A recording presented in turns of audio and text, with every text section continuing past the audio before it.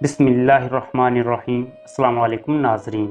محبت کی ادھوری داستاں سہگل حویلی سیاسی عروج و زوال کے بعد آج کی لال حویلی بن چکی ہے۔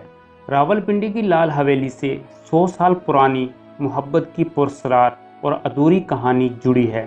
راج سہگل اور بدھا بائی کی ادھوری محبت نے اس سے پہلے سہگل حویلی، پھر جنوں والی حویلی، پھر روحوں والی حویلی اور بالآخر لال حویلی بنا دیا ہے۔ 100 برس بیت چکے لیکن محبت کی ادھوری داستاں ابھی بھی زندہ ہے۔ بدھا بائی اور راج سہگل کی انمول پیار کی لازوال کہانی ایک صدی پرانا قصہ ہے۔ جس طرح مغل بادشاہ اکبر نے مسلمان کیے بغیر ایک ہندو عورت سے شادی کی تھی، اسی طرح قیام پاکستان سے پہلے جہلم کی امیر ترین ہندو فیملی کے سربراہ رائے صاحب کرپا رام کے بیٹے دھن راج سہگل مسلمان عورت بدھا کے عشق میں مبتلا ہو گئے۔ دھن راج لندن سے بیرسٹری کا امتحان پاس کر کے آئے تھے اور راولپنڈی میں مقیم تھے۔ کہتے ہیں کہ وہ سیالکوٹ میں ایک شادی میں شرکت کے لیے گئے۔ اس رات شادی میں روایتی مجرے کا بھی اہتمام تھا۔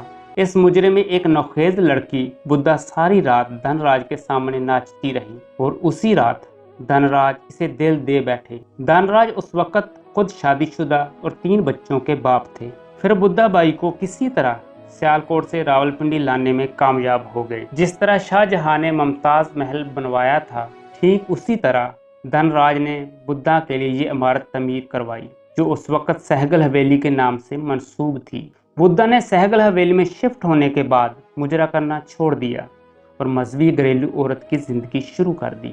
وہ اسلامی رسومات اور مذہبی محافل کراتی تھی جس پر دھن راج بے دریغ رقم خرچ کرتا تھا، اور اس حویلی کے ساتھ دھن راج نے اپنے لیے مندر بھی بنوایا اور بدھا بائی کے لیے مسجد بھی بنائی تھی جسے صافہ بازار سے بھی راستہ لگتا تھا۔ اور یہ حویلی تقسیم ہند کے بعد ہر دل عزیز سیاستدان شیخ رشید کے بھائی کو الاٹ ہوئی، اور آج کل شیخ رشید خود اس حویلی میں مقیم ہیں اور ان کا سیاسی مرکز بھی یہی لال حویلی ہے۔